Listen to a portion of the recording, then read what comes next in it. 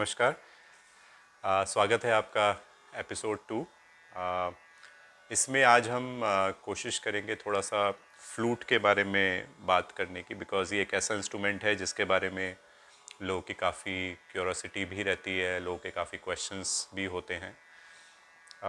एक एपिसोड में तो इसके बारे में बताना काफ़ी मुश्किल होगा, बिकॉज़ ये दिखने में जितना सिंपल इंस्ट्रूमेंट लगता है उतना ही वास्ट है, उतना ही इसके बारे में जानना, इसको समझना ज़रूरी है, जिससे कि अगर आप क्लासिकल म्यूज़िक परस्यू करते हैं और अगर फ्लूट आप एज अ इंस्ट्रूमेंट चूज़ करते हैं तो उसके बारे में पता होना ज़रूरी है। बट अगर आप क्लासिकल म्यूज़िक और फ्लूट के स्टूडेंट नहीं भी हैं तब भी इसके बारे में जानने में बड़ा एक अच्छा एक अनुभव रहता है, जब आपको एक इंस्ट्रूमेंट के बारे में कुछ डिटेल्स पता लगती है कि ये क्या इंस्ट्रूमेंट है, कैसे इसको बजाया जाता है, क्या टेक्निकलिटी है या नहीं है। वैसे तो ये बहुत ही सिंपल और नेचुरल इंस्ट्रूमेंट है।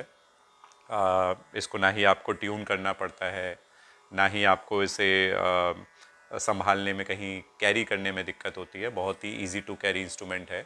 बट इसी के साथ साथ काफ़ी सारे चैलेंजेस और बातें भी हैं जो हमें, अगर फ्लूट हम सीखना चाहते हैं, बजाना चाहते हैं, तो हमें पता होनी चाहिए।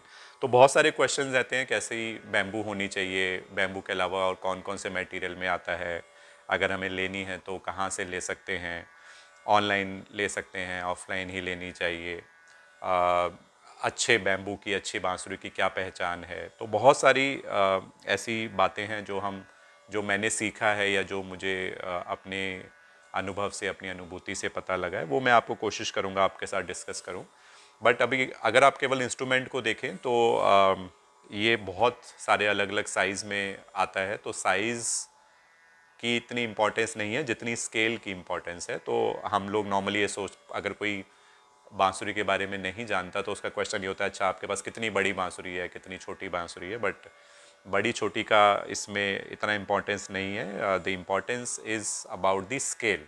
तो स्केल के बारे में भी मैं आगे आगे बात करेंगे कि स्केल का क्या मतलब होता है। जिन लोगों को स्केल एक वर्ड सुनने में शायद कभी नहीं सुना हो, बट स्केल क्या होता है उसके बारे में भी, तो मेरी कोशिश रहेगी बिल्कुल बेसिक लेवल पे म्यूज़िक के बारे में बात की जाए, जिससे कि जो लोग बिल्कुल भी कुछ नहीं जानते, या जैसे कि मैं आज से 7-8 साल पहले कुछ भी नहीं जानता था और अभी जो थोड़ा बहुत जानता हूँ वो मैं बता सकूँ। लेकिन जो लोग शुरू से, जिन्होंने कभी भी म्यूज़िक को परस्यू ही नहीं किया, तो उनको भी ये सब स्केल और ऐसे जो हम वर्ड इसमें यूज़ करेंगे वो उनको पता हो।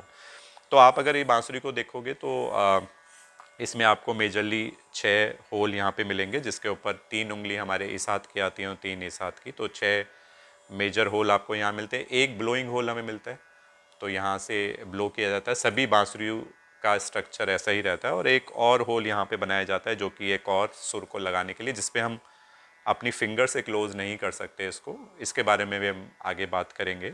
बट देखने में और बांसुरी के जो स्ट्रक्चर में, ये मैंने आपको होल्स बताए। और ये जो यहाँ पे धागे बंधे होते हैं, वो धागे बेसिकली इनके 2-3 रीज़न होते हैं।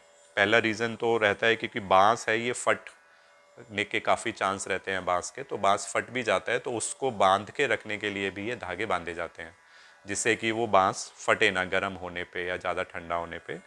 दूसरा, थोड़ा सा ब्यूटिफिकेशन के लिए भी सुंदर दिखे बांसुरी, तो इसलिए भी ये धागे बांधे जाते हैं।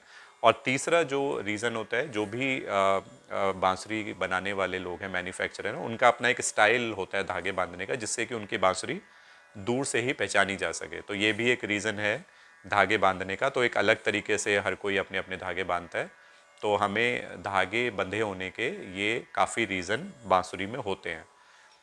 बांसुरी काफ़ी तरीके की आती है आजकल, फाइबर की, ग्लास की, बैम्बू की।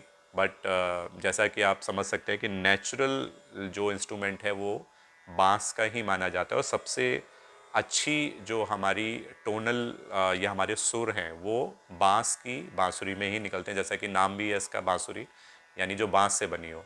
और बीच में यहाँ पे ये बंद होती है बांसुरी, अगर आप देखेंगे तो यहाँ पे एक कॉर्क है जो कि हमारी ब्लोइंग को एक ही साइड में डायरेक्शन देता है। अगर ये पूरा खुला होगा अंदर से, तो हमारी जो विंड यहाँ से जो हम ब्लोइंग कर रहे हैं वो दोनों तरफ जा सकती है। तो इसलिए ये ब्लोइंग होल से जस्ट पहले यहाँ पे ब्लॉक होता है। तो जब हम ब्लो करते हैं तो सारी जो ब्लोइंग है वो नीचे की तरफ पास होती है जिससे सुर निकलते हैं। अगर हमारा ये नहीं होगा तो हमारी बांसुरी से सुर नहीं निकलेगा, क्योंकि हमारी जो ब्लो है, जो विंड है, वो दोनों तरफ डायरेक्ट होगी।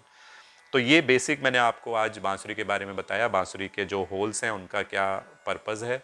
ब्लोइंग होल है, अंदर कॉर्क से बंद है, धागे हैं, और बांस से बनी हुई बांसुरी को ही एक्चुअल में बांसुरी कहा जाता है। उसके अलावा और भी बहुत सारे मटेरियल हैं जिसके बारे में हम बात करेंगे, बट ये आज मैंने आपको बांसुरी के बारे में बताया। कोई भी क्वेश्चन है आपका बांसुरी के बारे में, आप बेझिझक इस चैनल पे पूछ सकते हैं, और हम कोशिश करेंगे कि बांसुरी के बारे में जितनी भी मेरी समझ है उसके अनुसार मैं आपको उनके जवाब दे सकूं। आगे हम बांसुरी के बारे में और बात करेंगे, बट आज के लिए इतना। धन्यवाद। Thank you.